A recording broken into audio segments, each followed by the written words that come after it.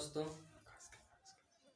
आप लोगों का अपना YouTube चैनल संघर्ष एजुकेशन की फीस क्लासेस में आपका स्वागत है। दोस्तों, जैसा आप जान चुके हैं कि हमारी फैले जिसके कारण सभी क्लासेस बंद हैं। हम लोग भी ऑफलाइन क्लास लेते थे, वो भी बंद करके कर चुके हैं और अब हम लोग के पास YouTube के अलावा कोई और दूसरा ऑप्शन है नहीं। इन्हीं के द्वारा हम लोग को सीखना है और पढ़ना है, अपने पढ़ाई को जारी रखना है। तो आज से हमारा वीडियो आना स्टार्ट हो जाएगा। पिछले वीडियो में हम आप लोगों को केवल 12 की फीस के सिलेबस के बारे में बताए थे और हल्का फुल्का स्थिर वृत्ति के बारे में बताए थे।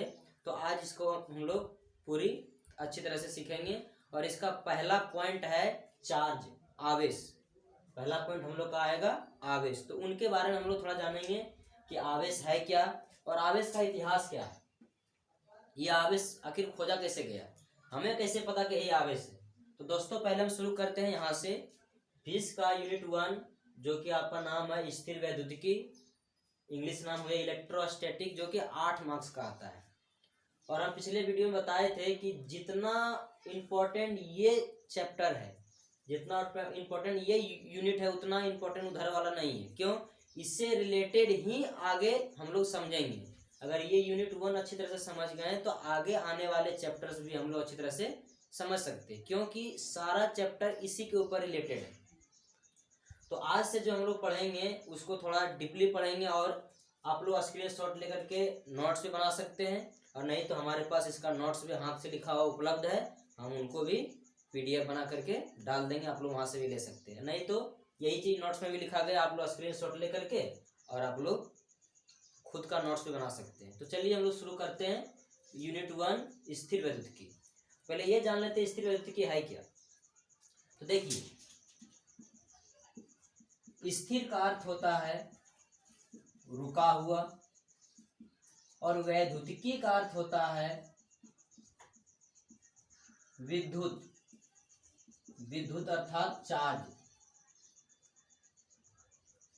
विद्युत मतलब आवेश, जिसे हम लोग इंग्लिश में कहते हैं चार्ज। तो देखिए, स्थिर नाम कब आता है? जब किसी भी चीज को अगर हम उसके स्थिर अवस्था में उसके गुण धर्म के बारे में जानते हैं, उसके प्रॉपर्टीज के बारे में जानते हैं, तो उसके आगे हम लोग एक शब्द लगा देते हैं स्थिर। अब मान लेते हैं हम स्थिर हैं, तो हम स्थिर हैं, मनुष्य हैं। अब हम जब स्थिर हैं तो हम स्थिर हैं, तो स्थिर अवस्था में हमारा क्या क्या गुण है, अगर इनके बारे में अगर कोई जानेगा तो उसको बोला जाएगा स्थिर मनुष्य का गुण। उसी प्रकार वैद्युतिकी का अर्थ होता है आवेश। ये आवेश क्या आगे बताएंगे, ऐसा समझिए। इस चैप्टर का नाम स्थिर वैद्युतिकी क्यों पड़ा? इसलिए पड़ा क्योंकि इसके बाद इसमें हम लोग आवेश के बारे में जानेंगे। और आवेश के कैसी अवस्था में? तो ये आवेश रुकी हुई अवस्था में रहेगा, और उसके बाद हम लोग पढ़ेंगे कि ये आवेश जब रुका हुआ रहता है तो इसका क्या क्या गुण होता है, ये कैसे काम करता है, रुकी हुई अवस्था में इसका क्या गुण है, उसके बारे में अगर हम लोग जानेंगे उसे कहते हैं स्थिर वैद्युतिकी। इसका परिभाषा हम लिख दिए हैं कि भौतिक विज्ञान की वह शाखा जिसमें स्थिर आवेशों का अध्ययन किया जाता है। कैसा आवेश? स्थिर आवेश।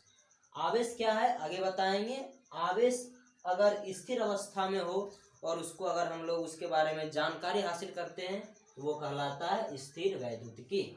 वही भाषा लिखे हैं कि भौतिक विज्ञान की वह शाखा जिसमें स्थिर आवेशों का अध्ययन किया जाता है उसे स्थिर वैद्युतिकी कहते हैं। क्लियर बात है ये एग्जाम में आपको नहीं पूछा जाएगा, लेकिन फिर भी जानना हमारा काम है, थोड़ा जान लिए। अब देखिए, इसी स्थिर वैद्युतिकी में हमारा मेन टारगेट है किसको समझना? आवेश को, चार्ज को समझना। मेन टारगेट हमारा आवेश को समझना, चार्ज को समझना। ये है क्या, ये समझ में आ गया दोस्तों, तभी आगे हम जो है सीढ़ी बाय सीढ़ी हम लोग चढ़ते जाएंगे और तब जाकर के ये चैप्टर क्लियर होगा। तो पहला नंबर में ये आवेश क्लियर होना चाहिए, ये है क्या। तो आवेश क्या है कि किसी पदार्थ का एक गुण है। जैसे हम लोग के भी अंदर गुण है, जैसे हम लोग को क्रोध आता है तो वो हम लोग का क्या है, एक गुण है। कोई अच्छा काम करता है, वो क्या है, उसका गुण है। उसी प्रकार पदार्थ में भी एक प्रकार का गुण पाया जाता है और उसी गुण को हम लोग कहते हैं आवेश। तो कैसा गुण रहता है, तो ध्यान दीजिएगा। तो पदार्थ का एक ऐसा गुण जिसके कारण कि वे पदार्थ या तो चुंबकीय गुण दिखाएगा या विद्युत का गुण दिखाएगा, उसी गुण को हम लोग नाम देते हैं आवेश। जैसे कि ध्यान दीजिए, ये पदार्थ है, अगर किसी कारणवश ये पदार्थ एक ऐसा गुण दिखाया जो कि इस पदार्थ का गुण चुंबक के गुण से हल्का मिलता हो, या विद्युत मतलब करंट उसके गुण से अगर हल्का हल्का मिलता हो, तो उसे हम लोग कहते हैं आवेश। और नहीं तो ऐसे भी बोल सकते हैं कि किसी पदार्थ का वह गुण जिसके कारण वो पदार्थ एक प्रकार का बल अनुभव करे, और कैसा बल, विद्युत या चुंबकीय बल अनुभव करे, तो उसे भी हम लोग नाम देते हैं चार्ज। इसका कई परिभाषा है, तो यहाँ से हम लिखे परिभाषा कि वह भौतिक राशि जिसके कारण पदार्थ विद्युत या चुंबकीय बल अनुभव करता हो, या वे भौतिक राशि जो विद्युत या चुंबकीय गुण दिखाता हो, उसे हम लोग नाम देते हैं आवेश। अगर कोई पदार्थ विद्युत का या चुंबक का गुण दिखा रहा है, तो उसे हम लोग नाम देंगे आवेश। या तो एक ऐसा पदार्थ जो कि विद्युत बल या चुंबकीय बल अनुभव करता है, उसे भी हम लोग आवेश करते हैं। ये हम लोग बचपन में किया करते थे। जैसे कि हम लोग क्या करते थे, बचपन में जाते थे और कागज के टुकड़े को फाड़ करके और पेन को पीछे से बाल में रगड़ करके और ऐसे करके जब उठाते थे, तो वो कागज का टुकड़ा क्या होता था, हल्का हल्का उठ जाता था। वो कैसे उठ गया, तो वो इसलिए उठ गया क्योंकि जब इस पदार्थ को हम रगड़े, इस पदार्थ में एक प्रकार का गुण आ गया। कौन सा गुण, आकर्षण गुण। और ये पदार्थ क्या किया, छोटे छोटे टुकड़ों को खींच लिया, आकर्षित कर लिया, तो उसी गुण को हम लोग नाम देते हैं आवेश। ठीक है, तो वही हम यहाँ लिखे हैं कि वे पदार्थ मतलब वे भौतिक राशि जिसके कारण पदार्थ विद्युत या चुंबकीय बल अनुभव करता है, उसे हम लोग आवेश कहते हैं। नहीं तो वे भौतिक राशि जो विद्युत या चुंबकीय गुण को दिखाता हो, उसे भी हम लोग आवेश कहते हैं। अब आवेश को सूचित किससे करेंगे, तो देखिए दोस्तों, आवेश जो है वो क्वांटमीकरण गुण का पालन करता है। ये आगे बताएंगे क्वांटमीकरण गुण क्या है। तो उसी के लिए क्वांटम शब्द अगर हम लोग लिखते हैं, तो क्वांटम शब्द स्टार्ट ही होता है क्यू से, इसलिए आवेश को हम लोग बड़ी क्यू अथवा छोटी क्यू द्वारा सूचित करते हैं। अब इसका मात्रक क्या होता है, तो मात्रक पर एक वीडियो अलग आएगा। चार्ज का यूनिट, चार्ज ऑफ यूनिट, आवेश का मात्रक का एक अलग वीडियो आएगा, तो इसमें देख लेते हैं, तो वो फिलहाल बाद में पढ़ेंगे। तो आवेश को हम लोग किससे करेंगे सूचित, क्यू या छोटी क्यू द्वारा करेंगे। अब आवेश आया कैसे, कैसे लोग जाना कि यही आवेश है, और इनका नाम कौन बोला कि यही आवेश, कि आज से चलो भाई पदार्थ में ये गुण पाया गया, इसका नाम आवेश रख देते हैं। आखिर ये कौन रखा, और ये सब जानकारी कैसे हासिल हुआ कि ये पदार्थ इससे आकर्षित हो जाता है, इससे विकर्षित हो जाता है, ये पता कैसे चला।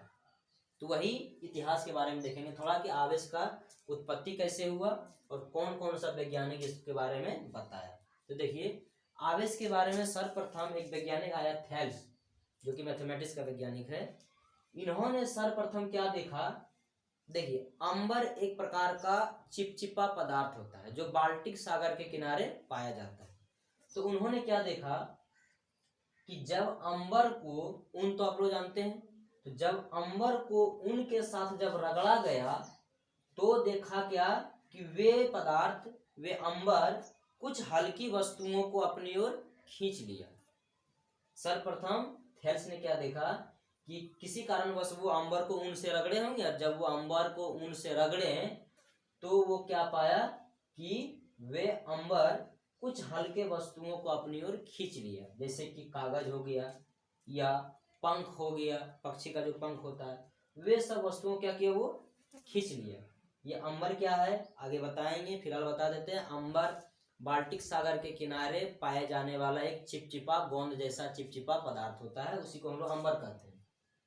तो थेल्स ने जब ऊन को अंबर से रगड़ा, तो उन्होंने पाया कि अंबर छोटे छोटे वस्तुओं को अपनी ओर खींच लिया, जैसे कागज के टुकड़े, पंख इत्यादि को खींच लिया। जैसे हम लोग भी अगर पेन को ऐसे बाल में रगड़ते हैं, और रगड़ने के बाद जब ऐसे करते हैं, तो धूल कण क्या करता है, वो पेन खींच लेता है।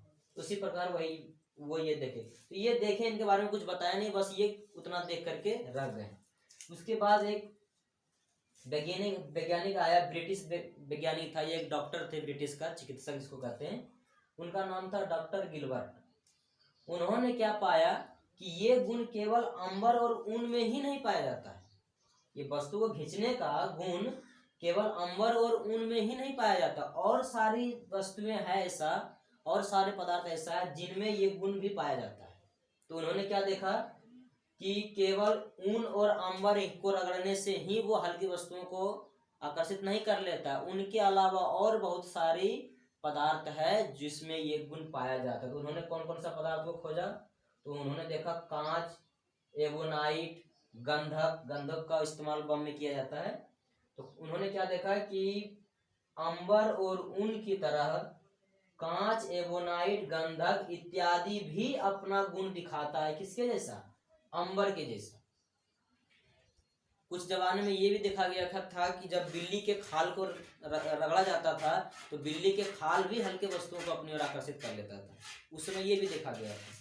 तो डॉक्टर गिलबर्ट ने क्या बताया कि केवल फेल्स ने बताया कि केवल ऊन और अंबर में ही ये गुण पाया जाता है, लेकिन डॉक्टर गिलबर्ट जब आए तो उन्होंने बताया कि ये गुण न केवल अंबर और ऊन में ही पाया जाता है, बल्कि इनके अलावा और सारे पदार्थ ऐसा है जिनमें ये गुण पाया जाता है, जैसे कि कांच हो गया, एवोनाइट हो गया, गंधक हो गया इत्यादि भी अंबर और ऊन की तरह अपना गुण दिखाता है। लेकिन ये लोग भी केवल बता ही दिए कि ये आकर्षित करता है, अपना गुण दिखाता है। चार्ज के बारे में ये भी नहीं बताया, ये भी केवल बताएं कि उसमें गुण पाया जाता है, और वो गुण का नाम क्या होगा वो ये दोनों नहीं बताए। तो अगला एक वैज्ञानिक आया, नाम था सर टॉमस ब्राउन। तो उन्होंने बताया कि इसका उस गुण का नाम क्या दिया जाए। तो वो बताए कि जब दो पदार्थ को आपस में रगड़ा जाता है तो रगड़ने पर उन दोनों के बीच देखता है कि एक प्रकार का खिंचाव होता है, एक प्रकार का खींचता है दोनों एक दूसरे को, और उसका नाम होता है आकर्षण बल। तो वही आकर्षण बल के गुण को सर टॉमस ब्राउन ने क्या बताया? चाल। ये बोले कि अगर दो उपयुक्त पदार्थ है, मतलब ऐसे देखिए, ये दो पदार्थ को जब रगड़ा जाता है तो ये दोनों आपस में एक दूसरे को खींच लेता है। यही खींचने की गुण को इन्होंने क्या बताया? आवेश। और उसी समय से इस गुण का नाम क्या पड़ गया? आवेश। तो ये गुण का नाम कौन बताया था? सर टॉमस ब्राउन ने। इन्होंने केवल बताया कि ये गुण पाया जाता है, इन्होंने केवल बताया गुण पाया, लेकिन गुण का नाम ये दोनों नहीं दे पाए। गुण का नाम कौन दिए? सर टॉमस ब्राउन ने।